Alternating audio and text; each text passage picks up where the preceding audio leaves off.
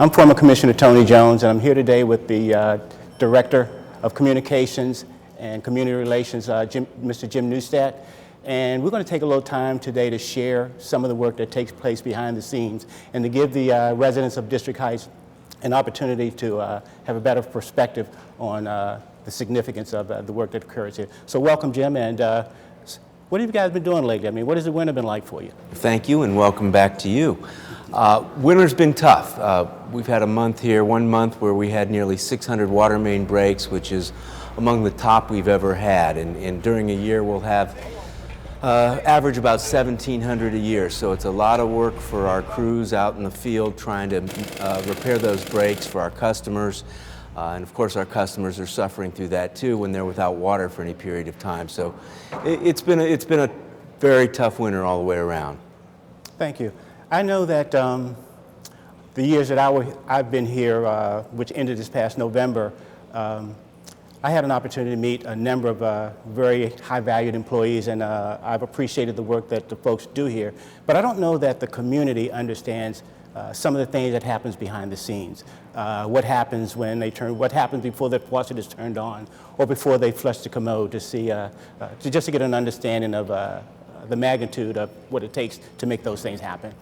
Well, first of all, to understand that, I think it's important to point out that water, Wssc, and clean water is the first front line against disease and health and protecting health in this country.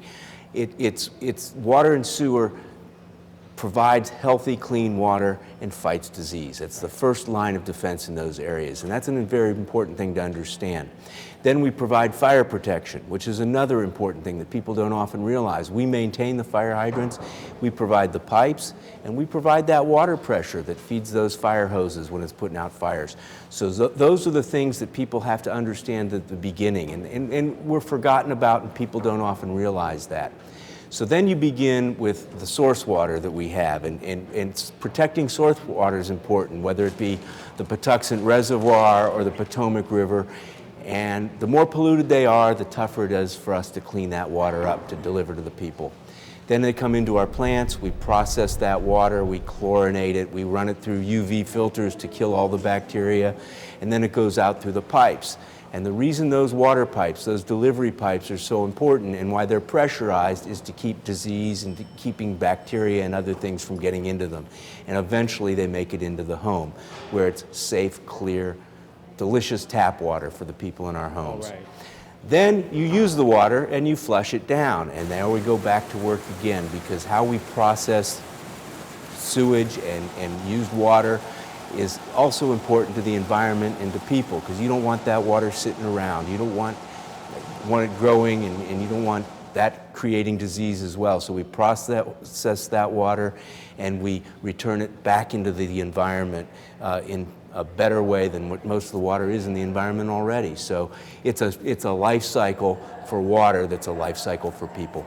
Thank you. I know over the last couple of years, I've seen probably some of the more exciting public service announcements come out of this agency that I've ever seen. I think of FOG and then the 3 Ps. Want to kind of share what those are about? The 3 Ps, poop, pee, and paper. Well, that's something that you know, we want to get people not to put anything down the toilet other than what should go down there, which is basically toilet paper and bodily eliminations, if you will. The importance of that is we don't want them clogging up the system. When it clogs up the system, then you have sewer overflows, and that can be a danger not only to people but also to the environment, and can be a danger to the water and so forth. So that's an important thing, and the pee, poop, and paper is one way to get that across. And the same with the grease. Grease can build up in pipes, and eventually it builds up and can draw in and cause other things going through those pipes to stick to them, and before you know it, you have an overflow of sewage again. So grease actually accounts for about 40% of our sewer overflows, and that's just an example. And just because it goes down your drain doesn't mean it's going to make it all the way down the pipes. It's going to stop somewhere. It's going to congeal, it's going to harden, and it's going to build up. So those are very important points. Jim, every July, you know, our citizens find an avenue to have some concerns about the ever-increasing rates for water services at WSSC. Share with the public some of the things that I know WSSC is doing at this point in time to keep costs as minimal as possible. Well, there's a lot that we're doing in a lot of different areas. First of all, understand that a utility like ours uses a tremendous amount of energy, tens of millions of dollars of electricity to run our plants. So one of the things that we have done, both for monetary and for environmental reasons, is we've been using wind power for some time. This is kind of an example of our display here that we show in our lobby to symbolize the wind power that we use. And that provides about 30% of our power and also a great environmental advantage, taking a lot of cars, the equivalent of taking a lot of cars off the Beltway and reducing greenhouse gases, making the air better for everybody, not just WSSC customers. The other thing that we do is, and just recently, we have set up solar panels and solar power at 2 of our wastewater treatment plants that provide roughly 17% of the power at both of those plants. And that too is a very green initiative, a very inventive, very forward-thinking initiative that we have that is another effort to cut down costs, to hold costs to a minimum or cut them as much as possible. We also do things like buy power late at night when the power prices are lower and we can use power at off hours, unlike a lot of other businesses, so that we buy it at the lowest times. And then we also have bought very efficient pumps for our plants and for some of our pumping stations, energy efficient pumps that really are very good at using electricity and keeping the prices down that way. Those are just some of the ways in the power area. For example, in our billing, our Go Green campaign, where people can sign up to get their bills electronically. That saves us money on one end. We don't have to pay postage and we don't have to print the bills. We don't have to use the paper. And it also saves money on the customer's end, where they don't have to write checks, they don't have to use a postage stamp, and they can do everything electronically. So that saves both of us money and basically reduces the bottom line in that area. So those are a couple of the things that we're doing to save our customers money. Thanks, Jim. You and I know that the infrastructure here is a very, very old infrastructure underground, and it takes a lot to keep it up and going. And I know that there's a tremendous amount of work going on right now to restore and to replace much of the antiquated system. And if I recall correctly, I was informed while I was here that on average it costs about $1.1 million to $1.8 million to replace a mile of pipeline. And if my numbers are correct, I think we have about 10,000 miles of pipes in the area between waste and consumable water. So, and of that, if I remember again correctly, about 1,700 miles of that is 50, 70 years old or greater. So, kind of share with us some of the things that WSSC has undertaken to try to, rapidly, as best one can, to repair some of that old and antiquated infrastructure. Sure. Well, WSSC is pushing 96 years old. And while most of our pipes aren't that old, some of them are starting to get that old, and a large percentage of our pipes are getting near the end of their useful life, which is 75 years or so.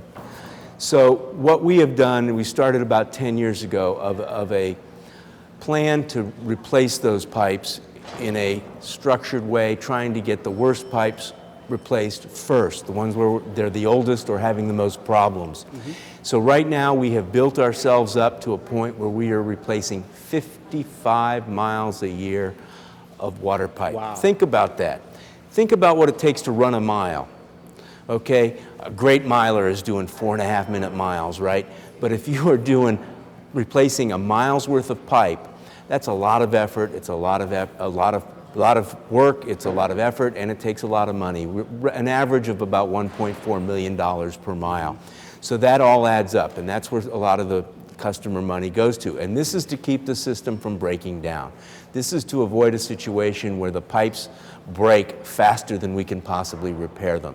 And that's what looking out for the future is all about. Coupled with that system is also what we're doing is asset management planning. It's taking every asset we have and mapping it out.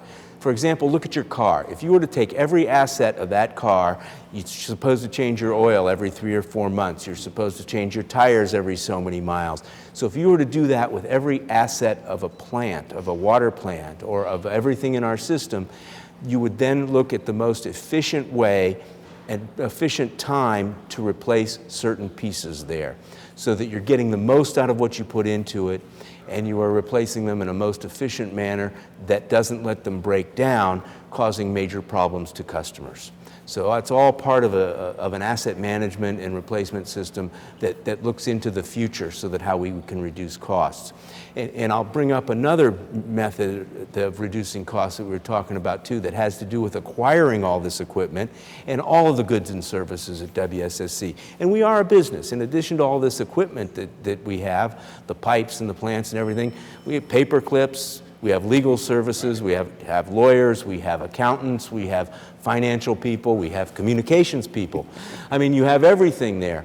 So we run just like a regular business, and we have to acquire all those goods and services. Well, we have instituted something called supply chain management. Supply chain management.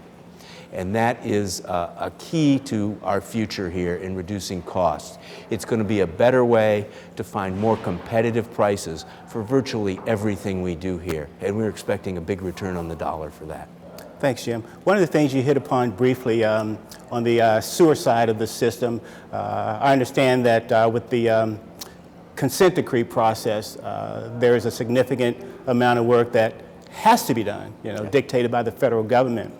And I know if WSSC had its druthers, it would maybe have a different timeline than has been set before the agency, which is, I think, 2017 or something like that. Just give a little bit of a feel for how challenging that has been, with the needed help from the federal government and state regulators and others to make that happen on the pace that is currently happening. Well, WSSC, along with a lot of other water, wastewater utilities in the country, frankly didn't take the best care of our wastewater system, our sewage system. We just didn't do it. We let it run down. And finally, several years ago, environmental agencies and the EPA and the Justice Department took us all to court.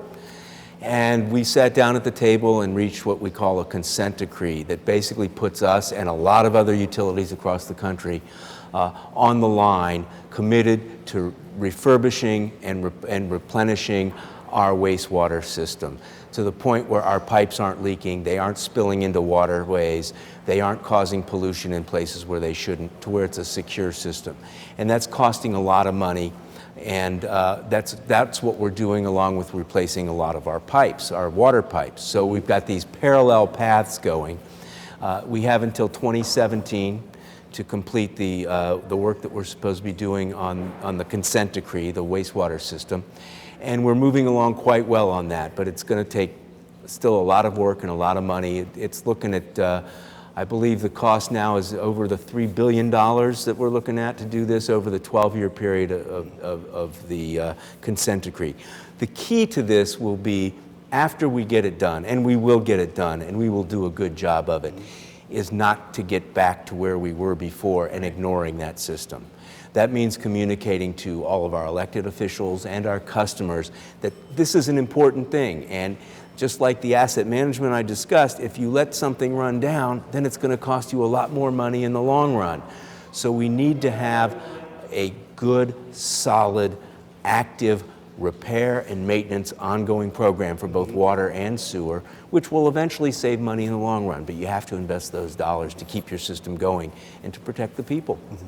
One of the things that I found fascinating about this agency is some of the homegrown social media and other technologies that the agency has developed over the years. Share with some of the viewers in District Heights some of the opportunities that exist for them now to communicate with WSSC about events that are taking place.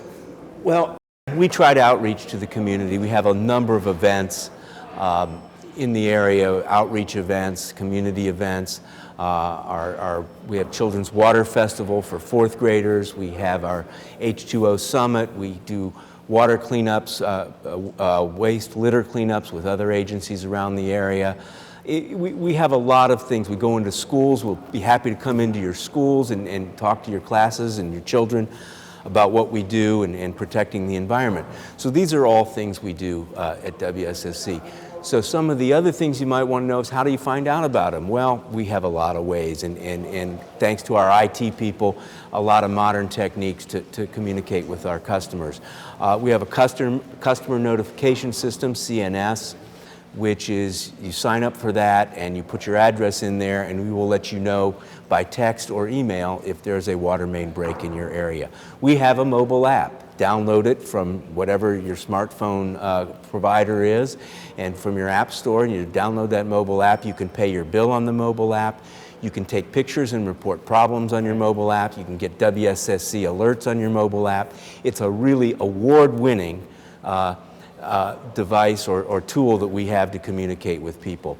You can also go on our website, wsscwater.com, for all of these, as well as some of the other things we have, like In Your Neighborhood. You go and click on In Your Neighborhood, put in your address, and you can find out what sewer and water projects we have going on in your neighborhood, and you can find out about them and who's in charge of them and who to contact about them. You can also have something called, in addition to In Your Neighborhood, we have an alert system that you can go in and click there and find out if there's a water main break in your neighborhood. So those are all on our website, along with our YouTube channel and our Facebook and our Twitter. We have a lot of great videos that talk about WSSC, as well as tips for things you can do in your home to help save water, or also to just flush your pipes at times, test your toilet to see if it's not leaking, if your water bill's too high. Videos about that, as well as we're on Facebook and Twitter, so join us there too. And we communicate a lot of information over Facebook and Twitter. What's a couple of good numbers for folks to contact WSSC by? Let's say someone who has a billing issue, or there's an emergency that they want to report. Well, we get a lot of questions about bills, understandably, and the best number to reach for that is 301-206-4001. That's our best number for billing. You can also get information online. For emergencies, if there's a break in your neighborhood or some other water-related emergency, 301-206-4002, and that's 24/7, 365, so you can reach them anytime. And our general number is 301-206-8000 is a general number for WSSC. Okay, thanks, Jim. I hope this has been an informative opportunity for the citizens of District Heights to get a greater feel for what happens behind the scenes here at WSSC, beyond flushing the toilets or turning the tap on to get a cold drink of water. So again, thank you. Thank you. For me.